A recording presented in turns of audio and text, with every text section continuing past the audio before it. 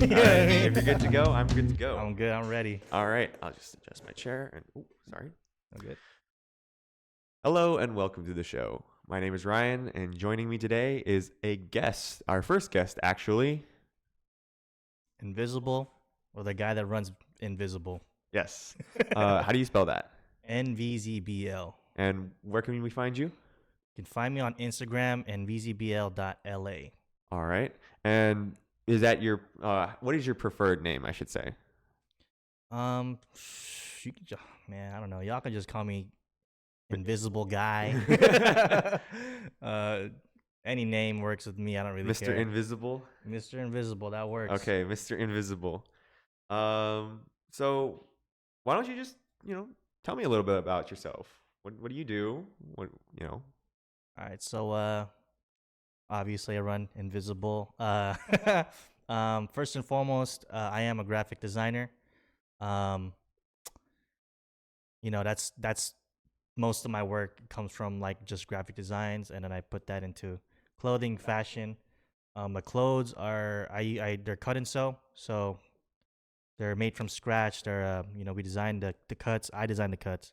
The fabric, I decide what fabric is used, so on and so forth. I decide how it gets printed, if I want to use embroidery, all that. I don't use blanks, but that's what I do. I basically do the marketing. I'm the guy that does everything. I pack the orders. I do the marketing, even though my marketing sucks. Yeah, I do everything. Yeah, more or less, that's what I do. So what kind of clothing would you say you are? You like, I'm not necessarily sure of the terminology, but what kind of style of clothing, I guess, do you cater to? Okay. I used to call it streetwear. Okay.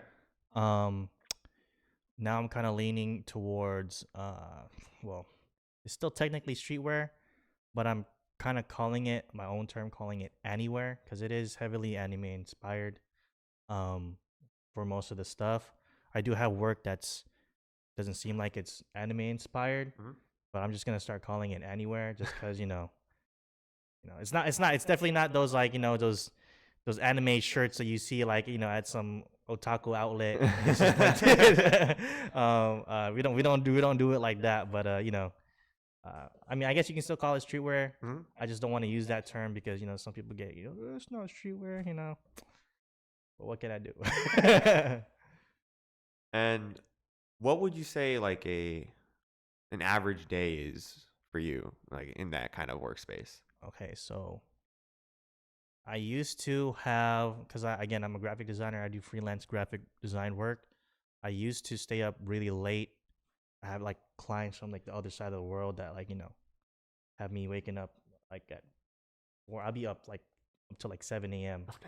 just working on like designs, which is cool. But these days I'm kind of just wake up late as hell and like try to come up with like content for the brand, because that's where all like marketing is and advertising is these days. I feel like a boomer using like Instagram and TikTok. I'm like, yeah, how do I do this? But yeah, for the most part, I'm designing. I do often feel like I need to make something, so I'll just hop on my computer, try to whip something up. That's what I do for most of the day. Don't eat sometimes. So would you say you're not necessarily like a hard kind of schedule guy, more of just a dedicate your time for like 3 or 4 things in the day, and then you just like hammer those things out really, really hard? I'm really trying to be a schedule guy. Uh-huh. I'm trying to have more structure in my day, wake up early, Right. you know what I mean? And then do work, and then have it by this time do. So that's what I'm trying to do. Right. It's just that right now it's it seems like most of my ideas come late at night. That's when I want to work. Do you think that's because you've kind of just built up the habit of working late at night? Or? Possibly, yeah. And that's around the time, like 2, 3 to like 5 a.m. I'll be working with clients, and then that makes me like have to come up because they want stuff changed. So that I guess it's kind of like I'm conditioned to be like that, but I want it so that in the morning I actually wake up in the morning. Right. You know what I mean? So yeah. So because you need a sleep schedule too. right. So then, how long would you say it takes you for like Do you sit down? Do you already have the idea going, or are you thinking of it on the spot when you're trying to work on it, or In terms of like invisible. yeah, in designs or Okay. Yeah. So I used to have a. I actually keep a notebook on me, mm-hmm, like a small notebook, because I do like small poetry sometimes mm-hmm, too. So throughout the day, I guess you can call it kind of like a quote, not really so much of a poem, but kind of like, oh, kind of like a I want to word, implement this in like clothing, so I just right? take out my notepad, just um, and I have ideas of clothes that would go with that. Mm-hmm, I guess you could say, and I've already have those on the side. Lately I've been looking at just kind of coming up with stuff, and I've been making it. Um, yeah, that's how I do things. I just kind of like it, kind of just comes to me. mm-hmm. Um, Most of the time, I feel like they're good ideas. I guess that's not up for me to decide if it's a good idea, but I think it's a good idea. So that's I guess most of my clothing too. I wouldn't want to say it's targeting anybody. They're just clothes that I would wear, Mm-hmm. and what I feel like other people might think it's cool. That's the audience I'm trying to get at. So What would you say like what kind of demographic you cater to more, if you can like point it out? definitely like maybe otakus, because I feel like they'll understand the references. But I That's fair. also, there are otakus who will outwardly wear, no shame by the way, their favorite waifu on a shirt, or Okay. like it's like super lewd or something. It's Right. cool. I respect that, but I'm kind of more into like it's low key.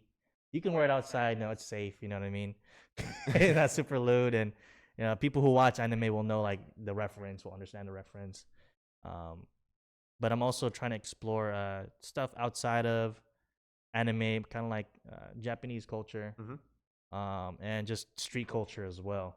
The culture I grew up in, like being in LA, so that's what I'm doing, like eggshell stickers and etc. All that kind of stuff. So I'm trying to incorporate street culture, my culture, Right. Japanese culture into clothing and all that. So And how how would you say you're like making those attempts to like kind of incorporate all those things? that's a good question. I feel like most of the time I'm just shooting in the dark. Seeing what sticks. Yeah, so I'm just like, hey, like I made something, and maybe people will like it. So that's why I'm, trying to figure out the marketing and all that. Mm-hmm. But I feel like, if I can grab the people who can understand like the vision, maybe like understand, like what I do. That's, I guess, previous question. That's what I'm targeting, but also, um, that's how I do things. I just kind of shoot it in the dark. I see. Just be like, hey, look at this. You know what I mean? Oh yeah, there's that. So, do you only sell online, or do you also have like So we do have like events that we go to. I'm trying to actually attend more. Attend more events. The last one was Anime Expo. That was the first Anime Expo. I've always wanted to be a vendor at Anime Expo. It's very exciting. I Yeah, bet. we were in the annex, no less. Being in the annex, so we were told that there was a curated spot. They had to pick people to be there. So I was like, yeah. But yeah, we do sell in person, like in pop-ups and such. There's just one that I plan to be Mhm. every year. It's called Terminal. Right. Made by Mhm. and well, I guess I shouldn't say their name. So made by Shinya and Get Lost Perv. Um, they started it as like an independent marketplace, Uh-huh. for brands and to have like a pop-up shop every year. Mhm. So I've been lucky to be there every year. This is like the third year. It started before COVID, so 2 years they didn't have it. Right. So for 3 years. But yeah, that's coming up.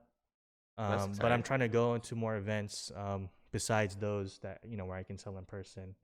Really try to expand my reach and such. Do people like recognize you at these events? Yes, yes. Anime Expo, like the coolest feeling you can get, like being like a brand owner, like clothing, is you see someone outside wearing your stuff. That's like the best feeling ever. Just be like, oh, that's I made that.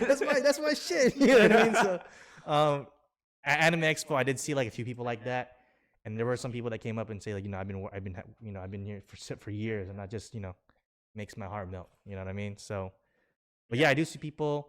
Sometimes I'll go to like little Tokyo, or sometimes just be walking around, and I'll see like one of my stuff, like it'd be my necklace from like years ago, or like just recently the tote bags that we did, and I just wow. You know what I mean? Like people actually like my shit, So People like it. They bought it and they're like they're wearing it. wearing They're it, wearing it in like, public. as intended. So that obviously, these pop-ups. That's like probably the only time where I'll meet somebody who's been like following me for years, and they tell me like, "Yo, are you the owner? I've liked your yada yada." That's like honestly makes my heart melt. Makes my day. I can't see it, but I'm grinning right now. Yeah. So, speaking of Anime Expo, what would you say your experience was like? Vending there for the first time. Ooh, sorry, it's like technical difficulty. All good, all good. But yeah, what would you say your experience was like vending there for the first time? Yeah. So it was always been a dream of mine to be a vendor at Anime Expo. Um, I've been going since 2015. Seeing other cool brands and being I want to be like those. I'll be like that. You know what I mean? So there was some people that told me, Four Eyes, shout out. He told me it's not gonna be easy, and he was precisely right. My guy it was not easy.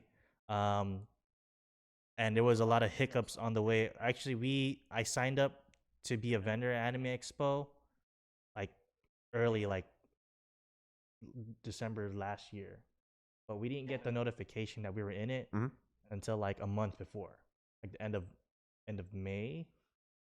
Yeah, end of May. Wow. And so like a lot of the clothes, since I do everything is cut and sew, Right. they have to be shipped overseas, and that takes like a month.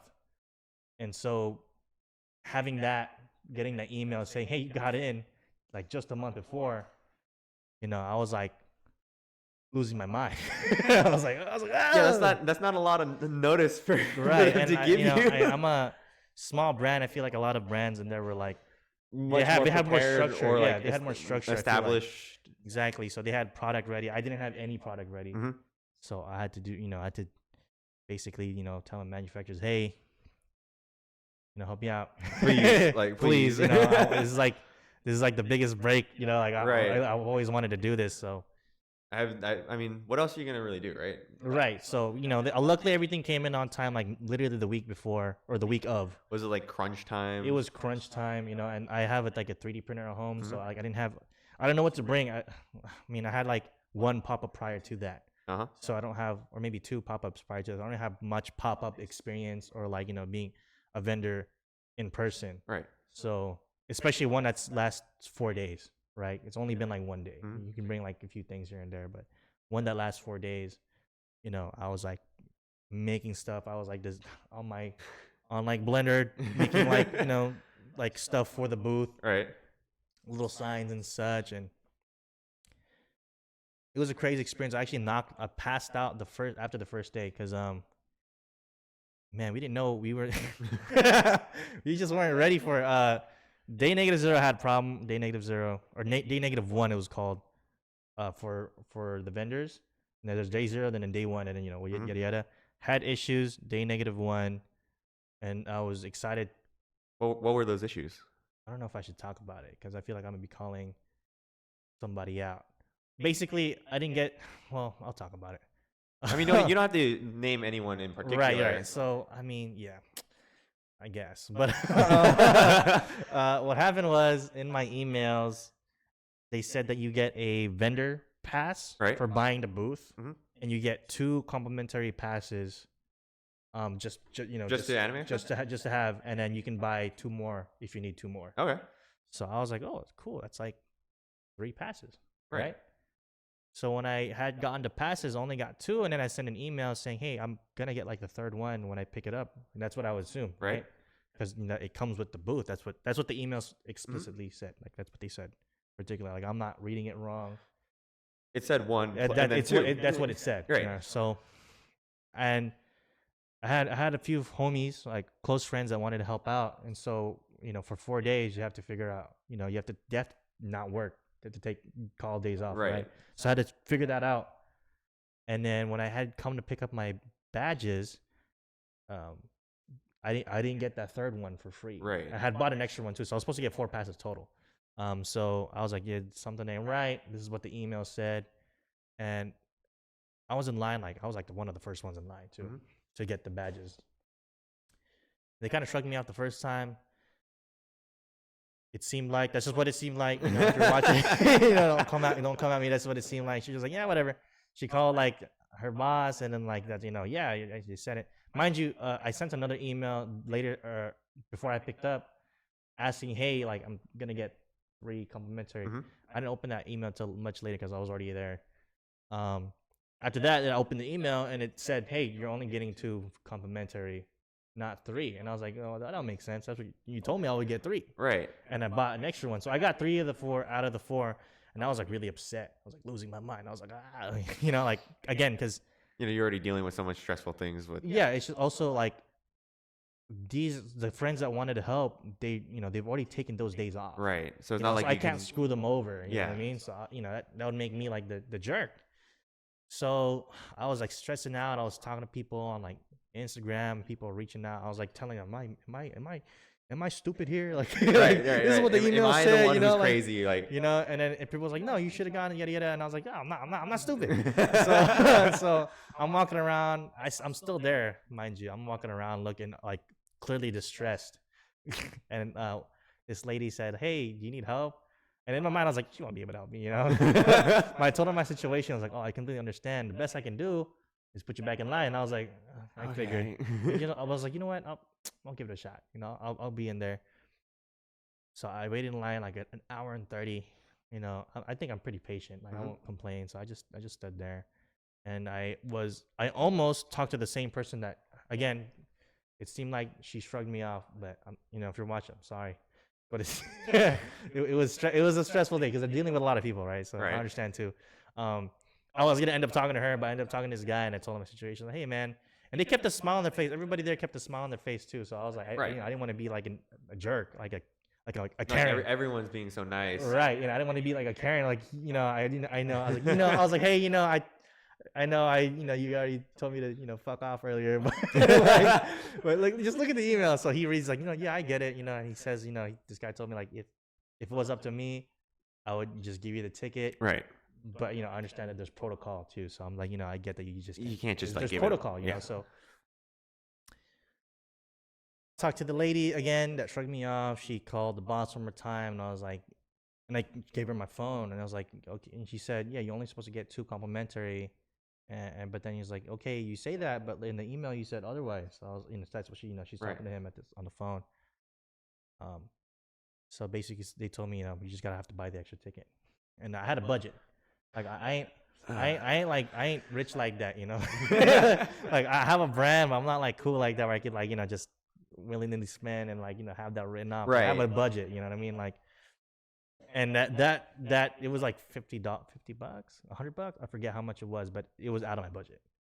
So I was like, I felt really defeated. I was like, oh my gosh, I can't get this. Right. You're so close, and Yeah, I'm like so close, and like I have to like, how am I gonna talk to? Who am I gonna not tell them not to show up? Who am I gonna talk to? Who's like, I know so much was going through my mind. I was like, dude, like this is like, it was fucked, to say the least.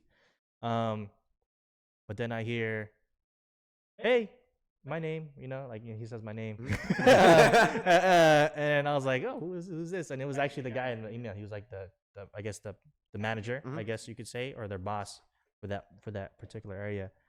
And he basically offered to pay for that ticket. I was like, fuck yeah, bro. Okay, yeah, sure. Yeah, sure. And we exchanged Venmo. He sent me the money, and then I bought the ticket, and I got the ticket.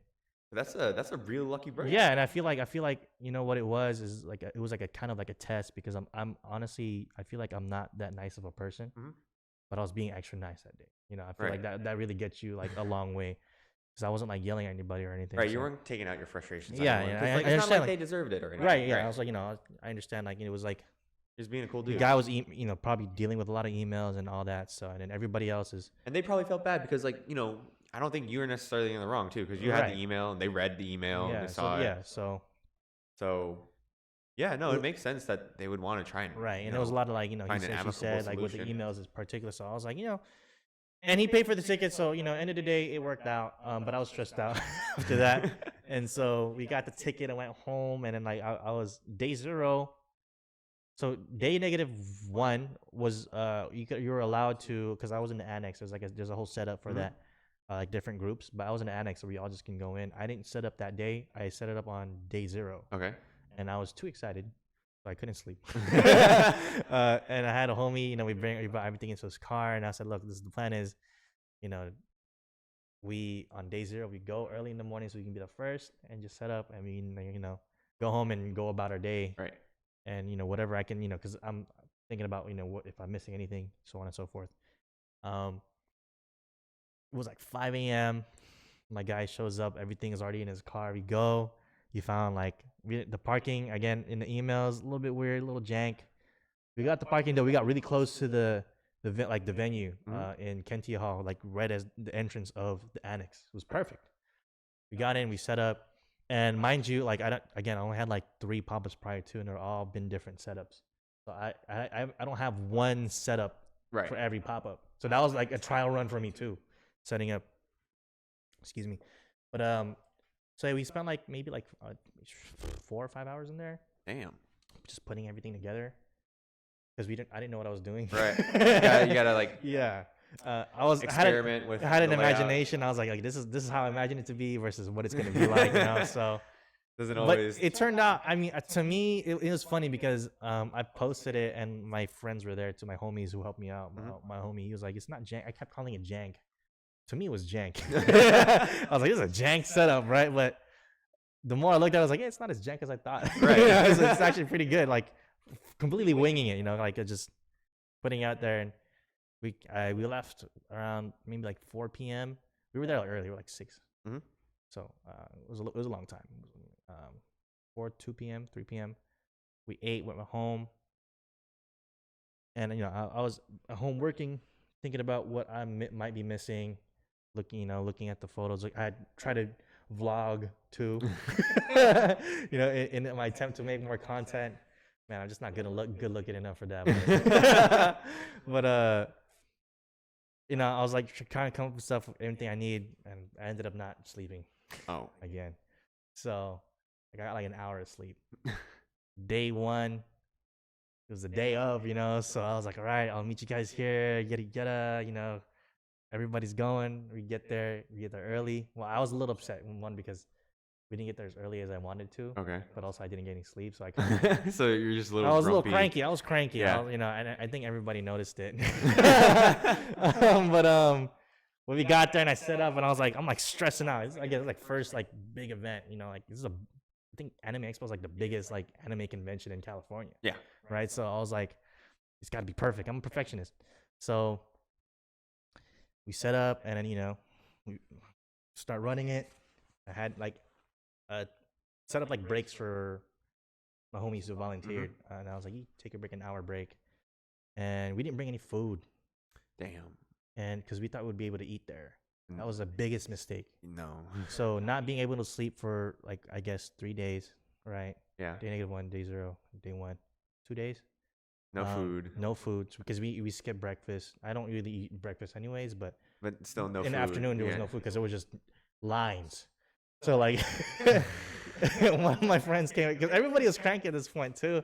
One of my homies came, was like, hungry, he was like, yeah, everybody's hungry. Like, there's no point in an hour break because it takes an hour to get to food. And I was like, man, I'm sorry, And so we didn't eat, but I told him like, dude, I'll pay for food later. Don't worry, we're gonna eat like good. So the whole day went extremely well, surprisingly. I didn't think people would like my stuff. And we make like a lot of sales. I was like, that's crazy. And we ate. That was my first meal of the day, and I didn't get any sleep prior to. Don't do that. Biggest mistake. So when you get like a food coma, it's because your body's like digesting. It's using energy to digest food. Right. So me not like sleeping for like 2-3 days and then eating, all my energy went into digesting food. So I'm guessing you just kind of passed out. Yeah, so I was in the car and we get dropped off, but I had to walk way a little bit from my homie's crib because we're like neighbors to mine, and I actually passed out and like fell because I was almost home, and I was like, It's okay. I'll tired. Just yeah. I didn't know this. I was like swaying like that, and I passed out You're just like on like some grass, like near some like, and grass in LA is like sharp. it's not even that. Like there's poop. You know what I mean? So it's like you when you're walking in grass in LA, you gotta look, and I didn't look. I didn't fall on some poop, thank goodness. But I was bad. But yeah, now I'm thinking about it, I was like, almost like ate shit, literally, like face. So, I passed out like for like a second, and I got back up, and I was like stumbling, and this couple walks by, and they're like just laughing at me, like, Look at this guy. And I was like, whatever, Clearly how I'm going Let's just home. point a laugh. Yeah, they're just like, and I was like, whatever, bro, I'm going home. I go home, and like the first thing I do is just knock out. And that was like 8 p.m. Damn. And I just didn't wake up. So I didn't wake up, but the next day, we were more prepared. You had like a better idea of what to expect. Yeah, I actually woke up 8 p.m. I did wake up, like, I guess 5 hours later, because I felt like I needed to text a message saying how we should prepare. Right. But I'm not sure what time, and I also needed to, like, I feel like I needed to make some, like, 3D print some more shit, because it takes like hours to finish a print. And then I went back to sleep. But then the next day, we were more prepared. I went to 7-Eleven, got snacks. We got like some Mickey D's and drinks, because we thought food wasn't allowed in there. But when we was looking around, everybody had Everyone food. had food. I was like, except for us. You know what I mean? They have Gatorade. Like that's sweet. That's salty, sweet water. You spill it, it's like sticky. And we just, so I was like, we're getting Gatorade, we're getting chips, we're getting like Just grab everything. yeah, like Oreos or whatever. So we stocked up. It was much better the second day, like in terms of like staying energized. And later I paid for food and went in for the next 4 days, and it was great. One of my dreams. Seems like a small dream, but I'm happy. And then we had some Korean barbecue at the very last day. Celebrate. Like the most expensive, the part. I was like, it was like C or something. And it was like Wagyu. I was like, I want more Wagyu. Unlimited Wagyu, bro. Fuck it. You celebrate, right? Yeah, so, and it was great. So I'm happy. That was my AX experience. It wasn't exactly smooth. Right. But I felt like that was. But still something like super enjoyable. Right. I enjoyed it. And I feel like it was a needed part of the journey for personal growth. So you needed that challenge. I needed a wall, to climb. So, and I think again, I feel like I'm a patient person, but I'm not the nicest person. So, yeah. Were there any concerns that you had, like at AX, like safety wise or like theft wise or? Yeah. So theft was always on the back of my mind. Because I did have some friends that went to AX and their car got broken into. Oh my god! And they like had their camera equipment stolen, their cosplay stuff stolen, and stuff like that. I heard some other stories where it's like vendors, their booths got broken into after hours, and they had their stuff stolen. Yeah, so I did hear about that. Luckily, really blessed that didn't happen to us. And there was some stuff going on like in downtown too, like Little Tokyo, like some I don't know if he was like some guy and like everybody chase and stuff like that. Police chase. My guy was stuck in there for like a few hours. Yeah. And he came through. But I mean, in terms of anything happening, nothing happened. And I was worried about, that was one of the things I was stressing out about because I didn't have anything prepared for like theft. Right. I kind of just left everything. Obviously, I took the money cash with me home, but I didn't have but like, if somebody stole like product. Lock the booth or anything? I didn't have anything like that because I like one thing I was like, how am I going to, I didn't think it would be that big a problem. Until like you got there. Yeah, because I got there was security. I'm like, oh, these guys are gonna be here, right? So, apparently, and then I heard about that like on the second day or third day. And I was like, dang, I think it's like on the second or third day I started seeing like tweets and stuff like that where it's like, okay, last night someone broke into the booth. Exactly. So I didn't have anything prepared for that. So every day, because I can only just like imagine like you're a small vendor and like you invest so much into that booth, and then like your product is essentially just stolen overnight, not during like the event or anything. Like when you expect it to kind of be safe, like there's supposed to be security there or whatever. Precisely. I mean, throughout the day, we made sure we laid out the products in such a way that somebody couldn't just take it. Mm-hmm. But I was worried about the over, especially after I Right. heard about it like overnight. How Because then and like it, you hear one story and then all of a sudden it's like in yeah, the back of your mind exactly. constantly. I mean, that was one of the things that was in the back of my mind the entire 4 days. Mm-hmm. Because you just leave everything there. I took the cash with me back home because some people pay cash, but yeah, otherwise, other things I was worrying about was we were kind of put in this pillar. There was a pillar in front of us, and people couldn't really see us.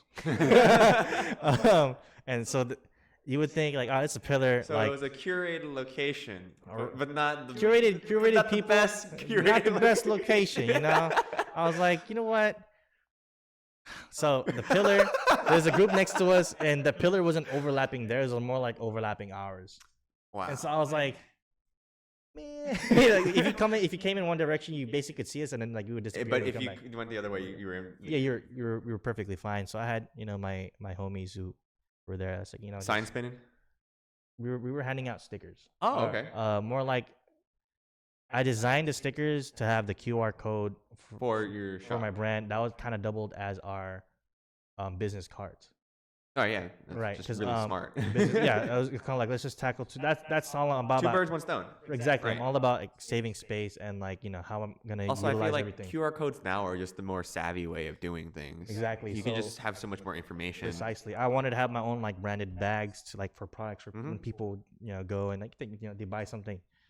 Instead, man, I was just using like more parts of my brain that month. I was like, okay, you know what? Let's just buy normal bags. The gears just started turning harder and harder. Yeah, so let's buy normal like little plastic tote bags, and I have a thermal label printer.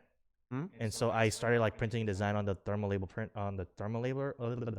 thermal labels. Like I made sure it would fit, and then it would print out, and it would have the QR code, and as well as like the brand name, and people walking around could see like, hey, where'd you get that stuff from? Like, oh, there's a QR code right here. You just scan it. And then you just scan it. So yeah, I mean, if you have a small business, just use that thermal label printer. Like it did everything. It made the signs for us. Like if I needed to make a sign, I didn't have to. I could make it. It'd just be black and white, but that's all I needed. So. It put in the work. It put in the work. Like if I wanted to design something and have like a little small image, I would get colored thermal labels, and it would print it out everything in black. So black and gray. So big brain move. I feel like nobody else does that. And if nobody does that, you heard it here first. But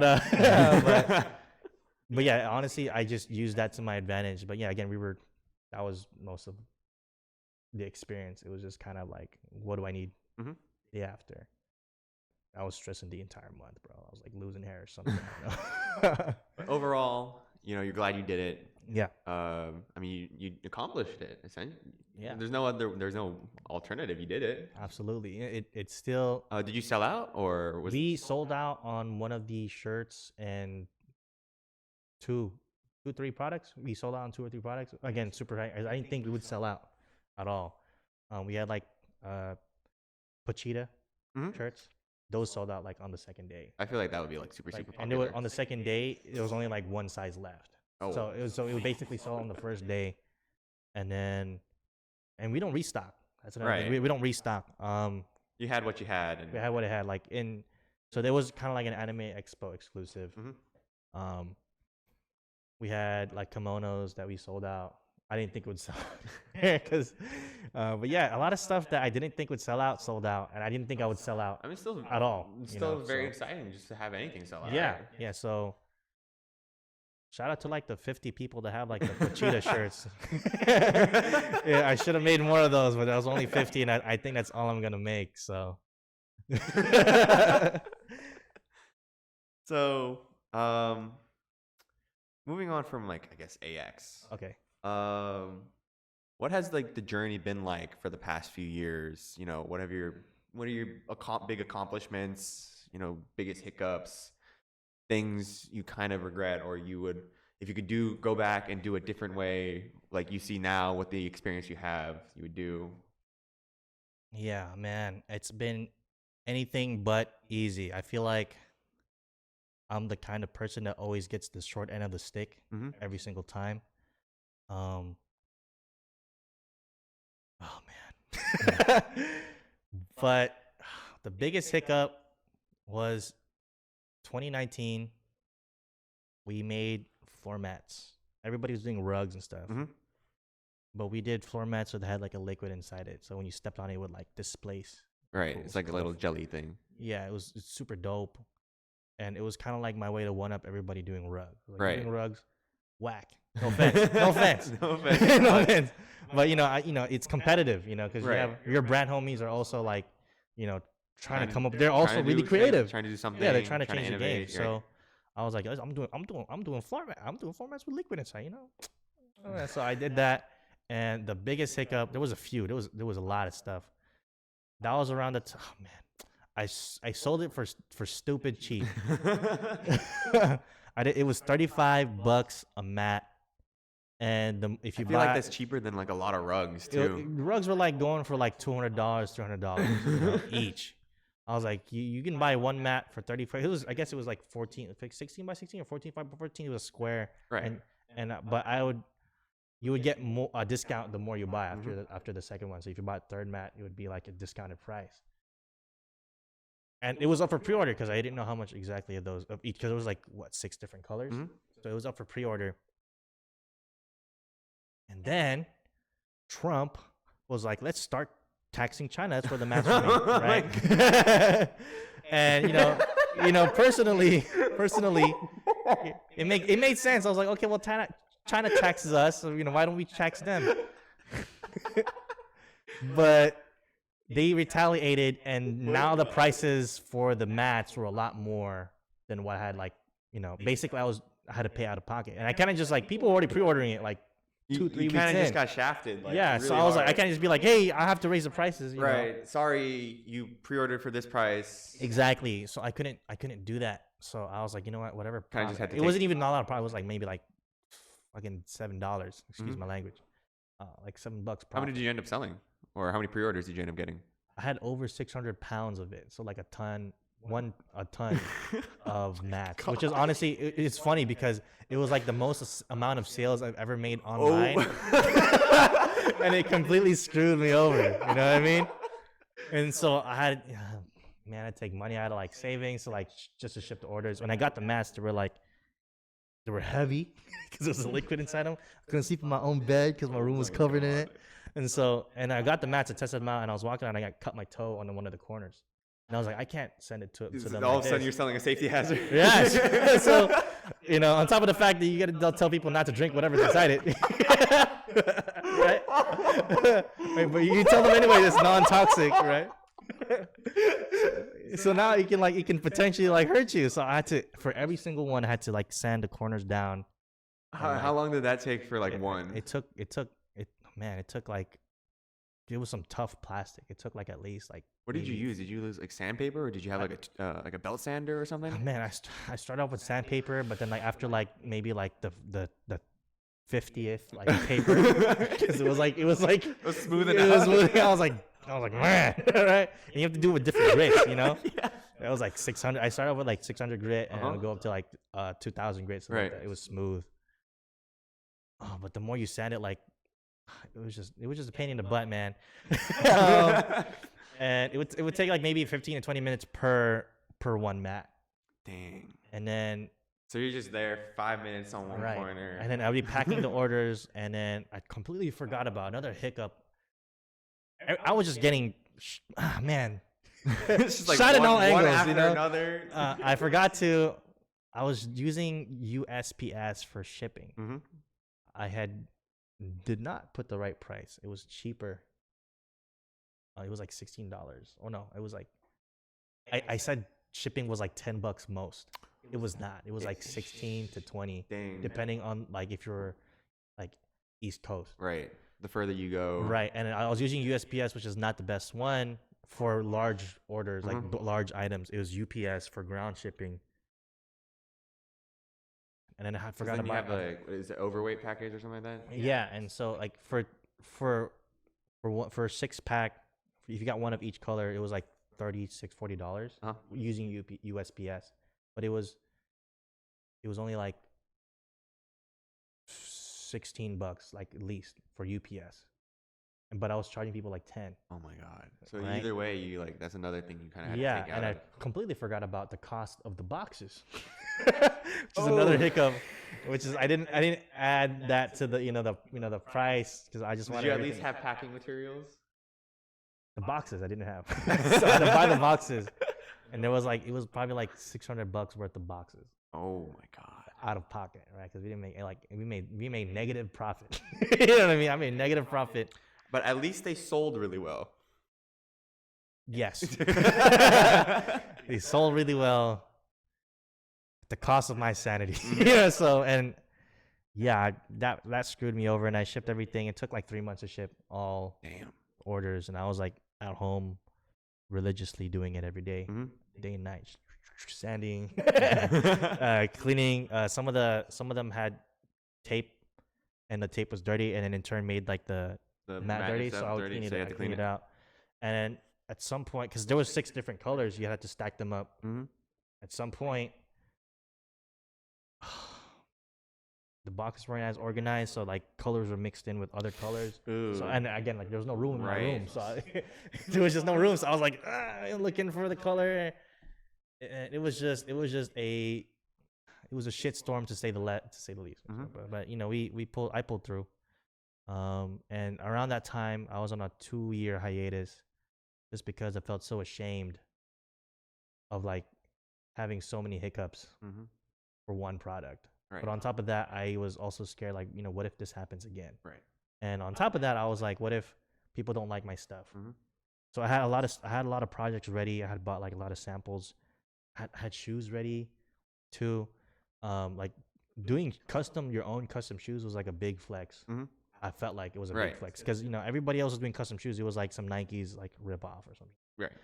No offense, But again, shoes are cool regardless. But I wanted my own. It's supposed to be like a dad sneaker shoes. game. And it was like, yeah, exactly. And then I couldn't do it. And then COVID hit. 2019, it was 2020, Right. it was COVID. And I was like, what if people don't like my stuff? What if, like I don't make as much sales Mhm. and I just get screwed over again? And I had just bought like yada yada. It was just a lot of like, my mental wasn't there. Mhm. I just felt mentally weak. And I kept doubting myself a lot in terms of like, I felt like I had a lot of really cool ideas. Just it never came to.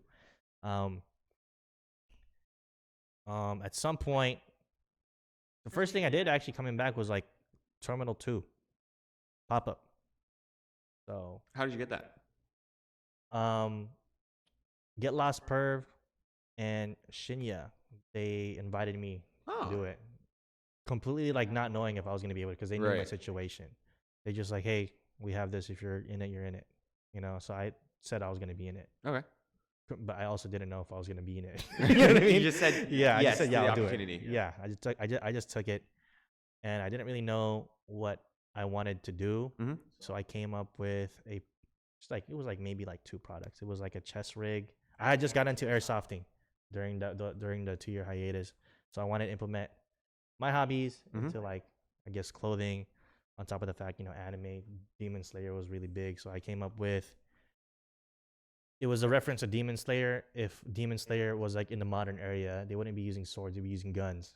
Second Amendment breathing. Yeah. So yeah, precisely. But instead of calling it Demon Slayer, it was called the DNI. Uh-huh. I call it Demon Neutralization Initiative. Mhm.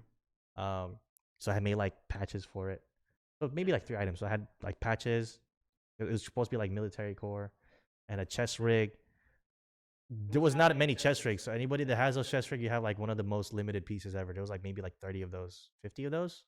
A lot of very Dang. very low. It was a chest rig that turned into a waist bag, that turned into a sling bag. Whoa. Who else does that? Nobody. Sorry, not sorry. Whoa. And it That's had not even just like a transformer. That's a triple changer. exactly. So it had I made it so the patches would go on because it was Velcro. Mhm. You could add your own patches to it. That's sick. And I had my own patches, and then I had made a kimono, because in Demon Slayer they wore kimonos obviously, but I was like, what if it would be cool if we had like a kimono and it would have like DNI on the back, like a big logo. So I did that, and then it had a Velcro patch on the arms, on both arms. Mhm. Just like military, they have like patches on the arms. Mhm. I was like, it'd be dope if you could have, these patches on the arms. And for every purchase, I think you would actually, no, I don't know, you'd have to buy the patches separate. But yeah, that's what we did. But they also said Terminal 2 they wanted it to be like a carnival. Mhm. So I came up with like a little shooting range because I was into airsofting. Right. So I decided, like, yeah, let's make a little shooting range with my like 3 products. Like, nobody's gonna buy, right? So I made like some. This one was actually jank. It was actually a jank shooting range. We had like we're using a frame for like plants. Mhm. How do I explain? It was like a indoor plant thingy. Like a pot holder type thing. No, it was kind of like a people who wanted to grow their own plants. They need like an enclosure. And to keep the humidity and like UV light. Like a mini greenhouse. Exactly, a mini greenhouse. Okay. That's the term. And I bought like a 10 by 21. And I only used like 50%. I literally just used like the frame. And then like I had like this clear tarp so you can see what's going on inside. But it's also like the middle of summer. So it was hot. And then I was using propane. And propane smells jank, right? And it's a little greenhouse, so all the humidity stays in there. So it just smelled like fart in there, like propane fart. But people came and they wanted to shoot like airsoft guns, and I had like I had pistols, I had like a shotgun, and it was kind of like that was I feel like most of the profits just went from that because very little people bought like the actual product for the line. Understandably, I was gone for like 2 years, so people completely forgot who I was. Right. But I feel like I filled the role of it was supposed to be like a Part of the carnival. event. Yeah, it's supposed to be like a carnival. Like I don't know if anybody else really did it that way. No offense, but I felt like people weren't reading the rules, so I did it, and that was the first thing we did, and then it went. I guess it was only up from there. It's been up from there. I don't really release products like as consistently as everybody else, just because they take a lot more time when you're making cut and sew. Right. They need like a trial run. I want to see if the fabric is how I envisioned it. I want to see if the fit is correct. Like the quality is correct, and like if it's a shirt, like if it has buttons, that the buttons are in the right place. Anything I need to change. It needs some time to like test it, and like it takes like a month just to get it. So it costs money for samples. Like again, we don't use blanks. No shame in anybody that uses blanks, but right. We don't use blanks. So everything's like it's essentially custom. It's completely custom. So we make it. I need to test it. You know what I mean? And I'm kind of fat, so it's like it has to fit me, and it also has to fit like my target audience, which is not really fat people like me. No offense. Yeah, you gotta be able to like cater to all types. Right, I of gotta body kind of types. cater at least to like maybe like almost everybody. So I decided 5 sizes, 2XL, too small. But I'm seeing that the more I explore with products, especially like women's clothing, it's really tough because I don't understand women's sizes. Right. They're a lot smaller, obviously, but I think they're like tapered differently too. Yeah, they taper differently and like they're more fitted. So that I'm exploring women's clothing. Years ago, I said I would do women's clothing, but I never really did it until like just the next one is going to be the first piece ever that is like specifically like women's. I wouldn't say specific. It's still unisex. So what it is, it's really cool. I think I'm the first person to do it. Maybe not. But if I am, you heard it here first. It's a shirt. It's like a button-up shirt that turns to a crop top because you can remove the bottom half. Oh, cool. So you have kind of like the tearaway pants, but for a shirt. Yeah, exactly. Oh, that's cool. So you have buttons like vertically, but you have snap-on buttons horizontally. And I decided it had to be a shirt, like a button-up shirt, because if I did a regular shirt, kind of look like kind of weird. It's not that it was weird, but it would be like, what if it? Because again, it's unisex, so the Right. sizes like goes from 2XL like male to like small female. So it has to like, if it was too small, if it was too big, it would look jank, right? And so I made it so that if it was too big, it's still a shirt. Like it can be baggy. Right. So that was the look I was going for. Was gonna be like a baggy shirt. But again, everything. I don't have a lot of female models. So it's a shot in the dark. But again, you heard it here first. If you haven't already heard of it, so No, but that sounds really cool. Yeah, it's coming in soon, and Terminal 3 is coming up August, so I'll be there. But that's where it's gonna debut, I Mhm. guess. But yeah, that I mean, again, I'm trying to. I don't know what the question was. I've completely forgot. I don't know how we got here, but but yeah, I think you answered the question. We were just kind of going yeah. going I off. digress. I'm sorry. But I guess then um, we had kind of just covered like the big hiccups and like kind of regrets that you had throughout the course. Uh, was there, other than AX, is there like a big accomplishment that you feel like you had that you feel like stands out in particular? A piece that you made that you still look back on and maybe I should bring this back or Mm. Uh, man, I think he's a producer. David Chase is actually wearing. He likes my stuff, oh which is like my current biggest flex. yeah, Right? that's a pretty big flag. So, Yeah. and which is cool because he actually wanted. My mom works for him, and she's like, She was wearing my shirt. She's like, I like your shirt. Where'd you get it? So it's not like we like some Right. hand. It was he wanted it. So I was like, that's amazing. But he's the guy that did like Sopranos. Mhm. I forget what else. Honestly, I'm not into like these like celebrities or whatnot. So I don't really know. But I just know he's in a big, Right. he's up there somewhere. Yeah. Yeah. But yeah, that's I guess a kind of an accomplishment. You know what I mean in itself, or just being not quitting. Um, when I look back at it, I was like, man, if I wouldn't have been able to do this if I quit. Right. Like Anime Expo, I wouldn't have done it if I quit. So I feel like that in itself was an accomplishment. I think that's an accomplishment you have to be proud of like every day because every day you keep going is another day you Yeah. don't quit. And business is a risk, Right. So, Hence so enterprise. all the brand homies out there, applaud y'all. I don't know how y'all do it. I'm struggling out here, But yeah. So I guess then what are some of your long-term goals? Like where do you see, your brand, your product in like 5 years? Um, you know? Yeah, so I definitely want to have the brand be like my main source of income. Mhm. And just be like more independent, in terms of like the brand. I already do everything myself, but I just want to be able to be financially stable with my brand. Right. Long term, help out. Get to a point where like you can hire people Yeah, on so hire- you don't have to take on like every single responsibility. Exactly, and like, man, goal is to like the biggest goal is to have like buy an apartment building Mhm. and just have like friends and family who I'm close with like living there for free. You know what I mean? That's so my parents are still working, so Like I an want them. opposite landlord. Yeah. My parents are still working, but so I want them like to stop working, Right. just relax for the for the remainder of their lives and just an apartment building. Make my friends the manager. Like, hey, you collect they collect the money. You do whatever, and yeah, that's what I'll provide a space for like other. I guess I would also turn like that building into like a space for like pop-up events for other vendors Mhm. or other business homies, so they have a spot they can go to. That's always gonna be there. Long-term goal, yeah, that's the goal. Just trying to make more bread. You know what I'm saying? It's really, make more bread, make more money. Just like everybody else. Yeah. So. So, I guess is there anything you already talked about the new button up shirt / crop top like kind of combo thing. Are there any other products that you have coming up or anything you're working on, anything in the pipeline that you kind of want to tease or share really quick? Yeah, so I am doing more stickers. I started off doing stickers. Mhm. Everybody's really familiar. If you're like in otaku and you go to like those events, you're familiar with like anime stickers. Right.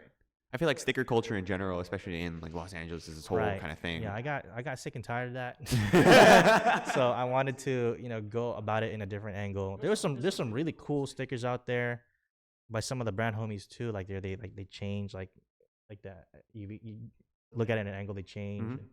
All that is cool, but there was a point in my life where I got mugged, almost got mugged, and I thought to myself, things really do come and go. Things really do come and go. People come and go, And so, I again implementing like street culture. I see a lot of it's called slap tagging. A lot of Mhm. stickers made by like graffiti artists, and they leave it out there and they stay there for years. For anyone who doesn't know, in the audience or anyone watching, slap tagging is a thing that Miles Morales does in the Spider-Man movies, Into the Spider-Verse and Across the Spider-Verse, where he like kind of writes his name on the "Hello, my name is" sticker, and then he just slaps it on like Mind street you, sign. we didn't get it from Miles Morales. Yeah, no, slap tagging has been like a thing. It's for a culture. It's been a culture for years, but I feel like it kind of runs parallel with like bando and like exactly. yeah, Yeah. and So like people just, who like, do urban graffiti, exploration. right? People who do graffiti is basically it's just graffiti. Yeah. But in sticker form. It's a street art. Yeah. Yeah. You slap it. Sometimes it sends a message. Sometimes it talks to the public. Sometimes it's just self-expression. For me, it's self-expression and also like advertising. But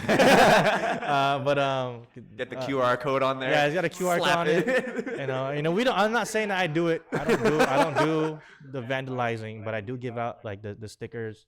You know, as if they order something, Right, there's and a sticker in if there. they go out there and I they mean, do it- I can't. I'm not telling you to. I don't condone vandalism. right.